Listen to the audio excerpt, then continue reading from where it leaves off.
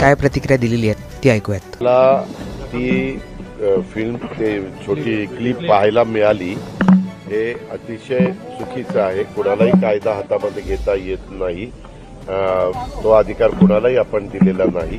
त्याच्यामुळं मी सकाळी फोन केला होता, परंतु मग त्याने फोन डायव्हर्ट केलेला होता.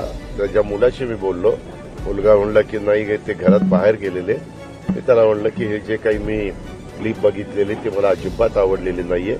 अशा पद्धतीनं राष्ट्रवादी काँग्रेस पक्षाच्या कुठल्या कार्यकर्त्यांनी केलेलं मी खपून पण घेणार नाही. मला त्याच्या संदर्भामध्ये त्याला बोलून त्याला जाब विचारायचा की ह्याच्या पाठीमागचं कारण काय. अरे बाबा, समोर त्यांनी कंप्लेंट केली तर कारवाई होईल ना, तर तू तोंडी सांगून कारवाई होणार आहे. जर उद्याच्याला ज्याला कुणाला लागले त्यांनी पण कंप्लेंट केली पाहिजे. कंप्लेंट केल्यानंतर कारवाई होणार. बीड जिल्ह्यातील केज तालुक्यातील मस्साजोग गावचे सरपंच संतोष देशमुख हत्या प्रकरणाचा मुद्दा पेटला आहे. तर दुसरीकडे बीडमधील सुरू असलेल्या गुंडागिरीबाबत सामाजिक कार्यकर्त्या अंजली दमानिया यांनी उपमुख्यमंत्री अजित पवार यांना सवाल केले आहेत.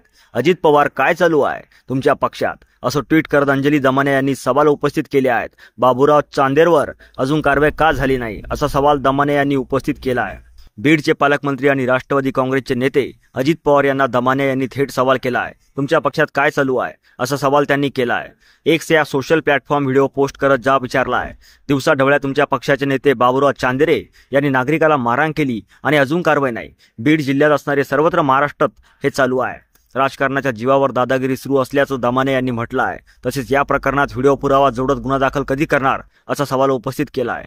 पुण्याचे आणि बीडचे पालकमंत्री आहात, तुमच्या नेत्याची ही गुंडागिरी बंद करा, असं अजित पवार यांना ठणकावून सांगितलं आहे.